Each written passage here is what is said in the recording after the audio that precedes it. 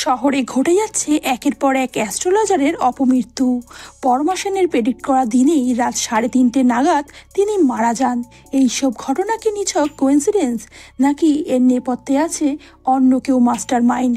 চারুলতা কি পারবে আসল সত্যিটা সবার সামনে নিয়ে আসতে? আজকের কাহিনী ডিটেকটিভ চারুলতা। আমি তোমাদের সাথে প্রিয়াঙ্কা, তোমরা দেখছো অনলি সিরিজ। যারা চ্যানেলে নতুন আছো অবশ্যই করে সাবস্ক্রাইব করে রেখো এই ধরনের নতুন নতুন ওয়েব সিরিজ সবার আগে দেখার জন্য। আর যারা এই ধরনের ভিডিও দেখতে পছন্দ করে তাদের সাথে অবশ্যই শেয়ার করো। কাহিনীর শুরুতেই রাহুল গোয়েলকে দেখানো হয়। মৃত মানুষের শরীরের বিভিন্ন অর্গানের চোরা চালান করে তার ব্যবসা বেশ ফুলে ফেপে উঠেছে। তবে সেদিন চারুলতার হাতে ধরা পড়ে তার কিছু লোক। চারুলতা বেশ অনেক দিন ধরেই তাদের উপর নজর রাখছিল। চারুলতার ভাই তপুও তাকে কাজে সাহায্য করে। তপু পুলিশে খবর দিলে তড়িঘড়ি পুলিশ এসে তাদের অ্যারেস্ট করে। সেদিন রাতে সাধনায় বসে পরমা সেন জানতে পারেন তার মৃত্যু আসন্ন। দুদিন পরেই রাত 3:30 নাগাদ তিনি মারা যাবেন। পরের দিন সকালে চারুর কাকা বাজার থেকে ফিরে তাকে বলে, তুই ক্রিমিনাল সাইকোলজিতে গোল্ড মেডেল পেয়েও কি করে গোয়েন্দা হতে পারিস সেটা বুঝি না। চারু উত্তরে বলে, মিষ্টির প্যাকেট থেকে কটা মিষ্টি খেয়েছো ঘরে ঢোকার আগে? যেটা শুনে তার কাকা রীতিমতো হকচকিয়ে যায়। আসলে তার কাকার জামার মধ্যে রস পড়েছিল, যেটা চারুর নজরে এড়ায়নি। ঘরে ঢোকার আগেই তিনি সত্যিই 2টো মিষ্টি খেয়ে এসেছেন। আমতা আমতা করে চারুর কাকা বোঝানোর চেষ্টা করে যে তোর বাবা থাকলে ঠিক সময় তোকে বিয়ে দিত, কিন্তু আমিও সেটা চাই, তুই আমার কথা শুনবি না? একথা শুনে চারু একটু বিরক্ত হয়। তার কাকিমাও বিরক্ত হলেও তার কাকার কথা খুব একটা ফেলে দিতে পারে না। কাকা বলে যে আমি তোর সম্বন্ধ দেখছি, আমার কথা মতো ছেলেকে কিন্তু বিয়ে করতে হবে, তবে তুই পছন্দ করে নিস। এই বলে ঘরে চলে যায়। বাবা মা মারা যাওয়ার পর কাকু কাকিমার কাছেই মানুষ হয়েছে চারু। এতদিন চারুর সমস্ত কেস সামলাতো তার ছোট ভাই তপু। তবে এক অ্যাসিস্ট্যান্ট রেখেছে চারু, কারণ এখন তপুর 2nd ইয়ার, তাই আর পড়ায় ফাঁকি দেওয়া যাবে না। তখনই দরজায় বেল বাজলে তপু গিয়ে দরজা খোলে এবং নতুন ম্যানেজার ম্যাডি আসে। তবে ম্যাডি অন টাইমে এসেছিল, যেটা চারু দেখে খুবই ইমপ্রেস হয়। ম্যাডিকে দেখে তপুরও বেশ ভালো লাগে, তাই সেও চুপ করে বসে যায়। ম্যাডির সাথে চারু কথা বলতে থাকে কি করে তার সোশ্যাল মিডিয়া অ্যাকাউন্টটা প্রফেশনাল করা যায়। পরের দিন প্রেস কনফারেন্সে ডিএসপি সিদ্ধেশ্বরী চৌধুরী জানায় যে রাহুল গোয়েলের কেসটা ক্লোজ করে দিচ্ছে, কারণ তার অনেক ছেলেই গ্রেপ্তার হয়েছে এবং তাকেও পুলিশ খুঁজছে। তবে এই সমস্ত কাজের জন্য ডিএসপি অরিন্দম লস্করকেই ক্রেডিট দেয়। চারুর নামটা প্রকাশ্যে কাউকেই তিনি বলেন না। কনফারেন্স শেষ হয়ে গেছে এবং এখানে আমরা জানতে পারি যে সিদ্ধেশ্বরী হচ্ছে চারুর কাজিন সিস্টার সিধুদি, এবং সিধুদি কোনোভাবেই চায় না যে চারু আর এই ধরনের কাজে ইনভলভ হোক, কারণ এতে চারুর রিস্ক আছে। তবে অরিন্দম বাবু যে কাজে খুব একটা এফিশিয়েন্ট নয় সেটাও জানেন সিধুদি, সেই জন্য না চাইতেও চারুর ওপর তাকে ভরসা করতেই হয়। পরের দিন পরমা সেন চারুকে ডেকে পাঠালে চারু তার ভাইয়ের সাথে যায় পরমা সেনের সাথে দেখা করতে। রাধা পরমা দেবীর বাড়ির আশ্রিতা। রাধা এসে খবর দেয় যে তার সাথে চারুলতা নামের কেউ একজন দেখা করতে এসেছে।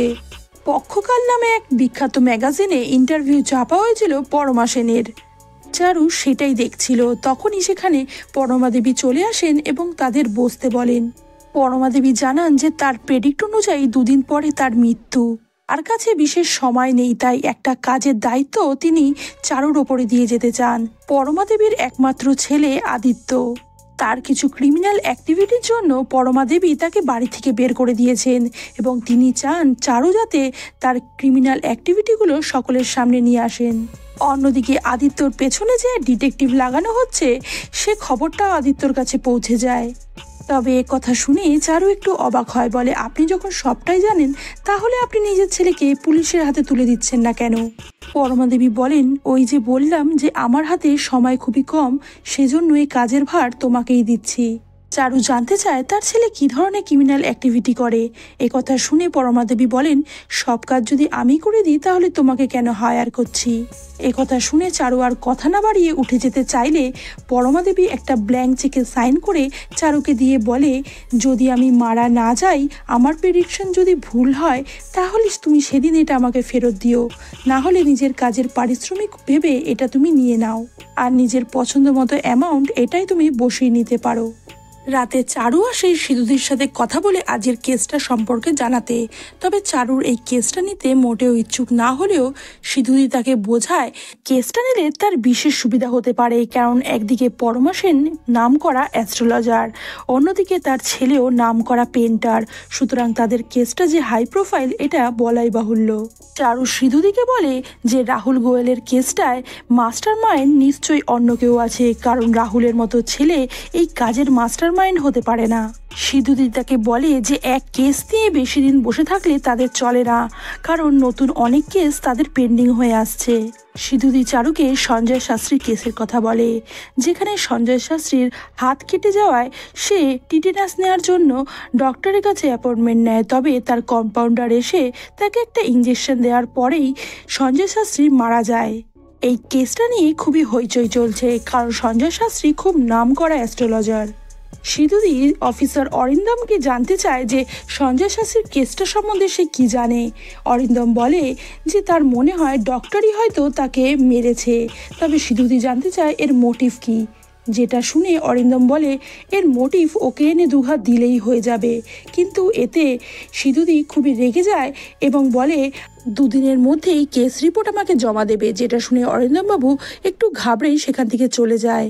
অন্যদিকে ম্যাডি চারুর একটা সোশ্যাল মিডিয়া অ্যাকাউন্ট খোলে, যেটার মধ্যে তার নাম রাখা হয় ডিটেকটিভ চারুলতা। দুদিন পরেও রিপোর্ট জমা দিতে এসে অরিন্দমবাবু ডক্টরের সেরকম কোনো মোটিভ দেখাতে পারে না যার জন্য তিনি সঞ্জয় শাস্ত্রীকে মারবেন।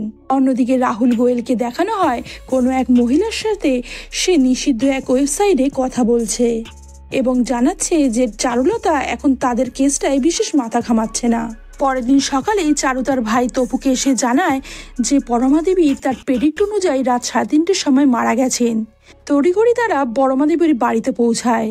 তবে অরিন্দমবাবু চারুকে বিশেষ পছন্দ করেন না, কারণ চারুর বুদ্ধিমত্তা তার থেকে বেশি সেটা তিনি বুঝতে পারেন। চারু যে তার আগেই কেসটা সলভ করে ফেলে এটা তার মোটেও পছন্দ না। তবে সিধুদি অরিন্দমকে ফোন করে বলে চারুর কাজে বাধা না দিতে, তাই তারও আর কিছু করার থাকে না। চারু সেখানে পৌঁছে দেখে আত্মীয়দের অনেক ভিড়, তাই রুমটা সে ফাঁকা করতে বলে এবং তারপর নিজে বিভিন্ন জিনিস পর্যবেক্ষণ করে দেখতে থাকে। তবে পরমা দেবীর শরীরে কোথাও হাতাহাতির কোনো ছাপ নেই, সুতরাং মৃত্যুটা যে তার ঘুমের মধ্যেই হয়েছিল সেটা পরিষ্কার। এরই মধ্যে পরমা দেবীর ছেলে আদিত্যবাবু তার ডক্টরকে নিয়ে চলে আসে এবং বলে এটা ন্যাচারাল ডেথ, তাই তার মাকে পোস্টমর্টমের জন্য পাঠাতে দিতে চায় না। তখনই সেখানে চারু চলে আসে এবং বলে তার মার ডেথটা তার ন্যাচারাল মনে হয় না এবং পরমা দেবী মৃত্যুর আগে তাকে তদন্ত করার পারমিশন দিয়ে গেছিল। চারু ডক্টরের কাছে জানতে চায় যে পরমা দেবীর তো হার্টের প্রবলেম ছিল না, তাহলে তার কি মনে হয় পরমা দেবীর এইরকম কার্ডিয়াক অ্যারেস্ট হতে পারে। তবে ডক্টর জানায় যে অন্যান্য ওনার বয়সী মহিলাদের তুলনায় উনি অনেকটা সুস্থ ছিলেন, ওনার কোনো রকম এই ধরনের প্রবলেম ছিল না। আরও অরিন্দমবাবুকে বডি পোস্টমর্টমে পাঠাতে বলে এবং সিসিটিভি ক্যামেরার কথা জানতে চাইলে সে জানতে পারে সিসিটিভি ক্যামেরাটা খারাপ হয়ে রয়েছে।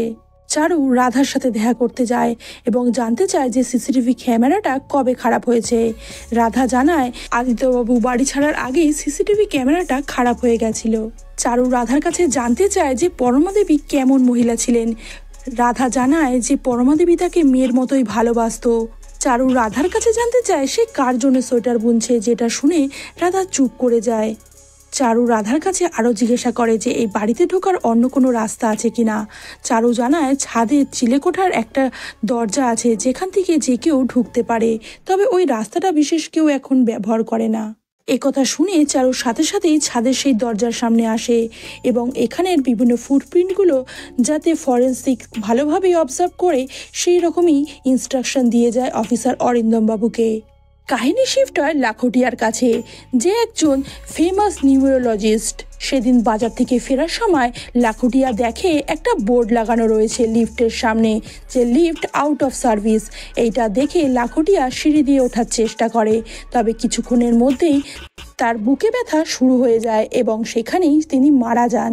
তখনই এক ব্যক্তিকে দেখানো হয় যে পরপর সাজিয়ে রেখেছে অনেক জ্যোতিষীদের ছবি, যেখানে সঞ্জয় শাস্ত্রী থেকে পরমা দেবী সকলেরই ছবি ছিল। এদিকে রাধার সাথে কথা বলে চারু বুঝতে পারে রাধা কিছু লোকাচ্ছে। এবং আদিত্যবাবুর কথাবার্তায় কিছু অসঙ্গতি থাকলে তারা ঠিক করে পরের দিন তাকেই চেস করবে। তাই সকাল থেকেই আদিত্যবাবুর পিছু নেয় তারা। দিকে মেডি আর তপুর মধ্যে যে সম্পর্কটা তৈরি হচ্ছে সেটা চারু ভালোই বুঝতে পারছিল। চারু আদিত্য রাখা ছবিগুলো তপুকে দেখিয়ে জানতে চায় যে কিছু বুঝতে পারছিস।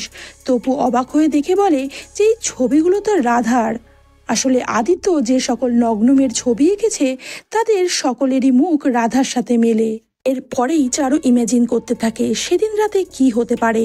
সেদিন রাতে আদিত্য রাধার সাথে দেখা করতে গেছিল এবং ঘুমের ওষুধ খেয়ে তখন ঘুমিয়ে পড়েছিল পরমা দেবী, এবং তখনই সেই আগন্তুক ব্যক্তি চিলেকোঠার রাস্তা দিয়ে পৌঁছে যায় পরমা দেবীর ঘরে এবং ঘুমের মধ্যে অচৈতন্য পরমা দেবীর শরীরে প্রবেশ করিয়ে দেয় একটা সরু সূচের মতো যন্ত্র।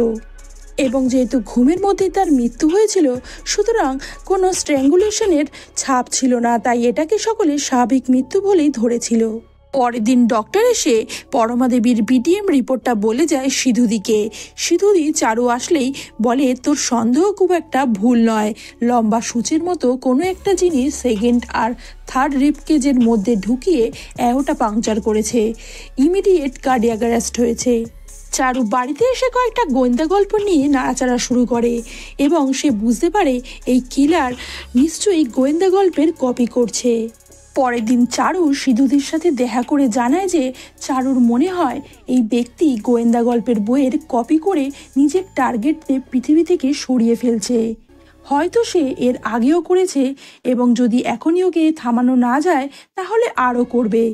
চারু বলে সঞ্জয় শাস্ত্রীকে টিটেনাসের বদলে বিষ ইনজেক্ট করা হয়েছে। ফেলুদার যত কাণ্ড কাঠমান্ডু থেকে নিয়েছে। লাখোটিয়ার লিফট খারাপ থাকায় সিঁড়ি ভাঙতে গিয়ে হার্ট অ্যাটাক করেছে, যেটা আমরা সবর গল্পের সাথে মিল পাই। এ কথা শুনে সিধুদি খুবই অবাক হয়ে যায় এবং তড়িঘড়ি অরিন্দম বাবুকে ডেকে সবটা জানায় এবং চারুর হেল্প করতে বলে। চারু অরিন্দম বাবুকে সাথে করে নিয়ে যায় পরমা দেবীর বাড়ির পেছনের গলিতে, যেখান থেকে সম্ভবত ওই ব্যক্তি এসেছিল, এবং সেখানে একটা সিসিটিভি ক্যামেরা সে দেখতে পায়। তারপরে সেই ফুটেজটা সে নিয়ে নেয়। এদিকে সঞ্জয় শাস্ত্রীর বাড়ির কাজের লোক ওই ব্যক্তিকে দেখেছিল, তাই তার কাছে তার বর্ণনা চাওয়া হয় এবং একটা স্কেচ তৈরি করা হয়। সেদিন সকলেই কেসটা নিয়ে ডিসকাস করছিল, তখনই তারা বুঝতে পারে যে পরমা দেবীর বাড়ির পেছনে যে পায়ের ছাপগুলো পাওয়া গেছে সেটা 10 নম্বর পায়ের জুতো। নিশ্চয়ই ব্যক্তি খুবই লম্বা হবে, কারণ 10 নম্বর পায়ের জুতো সে ব্যবহার করছে, এবং যেহেতু সব বাংলা গোয়েন্দা গল্পগুলো সে পড়েছে তাই সে নিঃসন্দেহে শিক্ষিত হবে। এরপর সেদিন ম্যাডি বাড়িতে ফিরে যায় এবং তাকে ছেড়ে দিয়ে আসতে যায় তপু। অরিন্দম বাবুও রিপোর্ট নিয়ে বেরিয়ে যায়। তখনই সেখানে রাহুল গোয়েল অপেক্ষা করছিল এবং চারুকে একা পেয়ে সেখানে শ্যুট করে দেয় চারুকে। তবে গুলিটা তার কাঁধ ঘেঁষে গেছে, তাই বিশেষ চোট আসেনি চারুর। তবে একটা স্টিচ পড়েছে, তাই হাতে কিছু ব্যথা আছে। দুদিন পরেই চারুকে ছেড়ে দেওয়া হলে চারু বাড়িতে ফিরে আসে।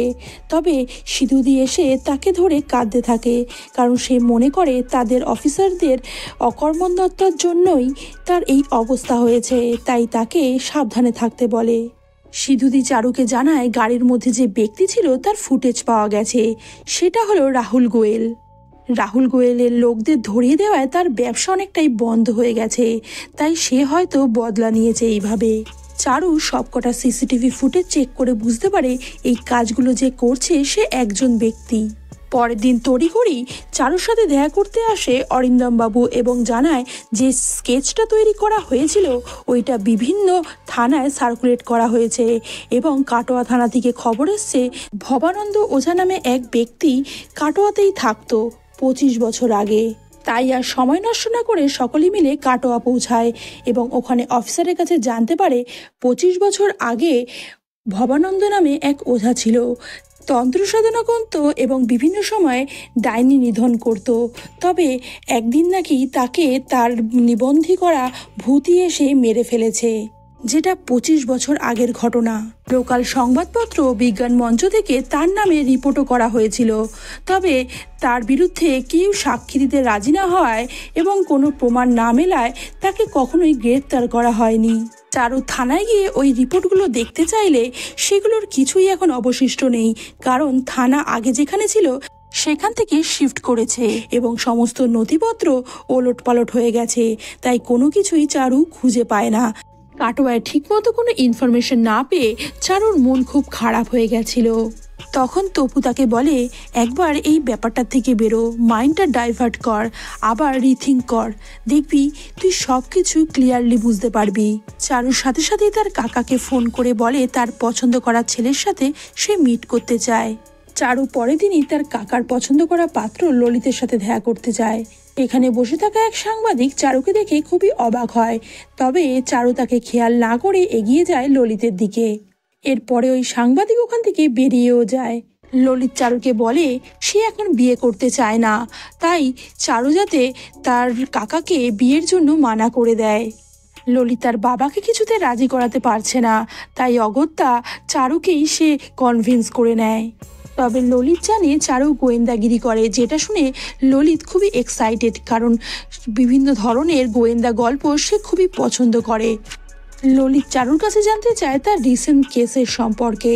চারু এই কেসটা সম্পর্কে ললিতের সাথে আলোচনা করতে করতে ললিত হঠাৎ করেই বলে ওঠে, এই ভবানন্দর আসল নাম হাজরা নয় তো?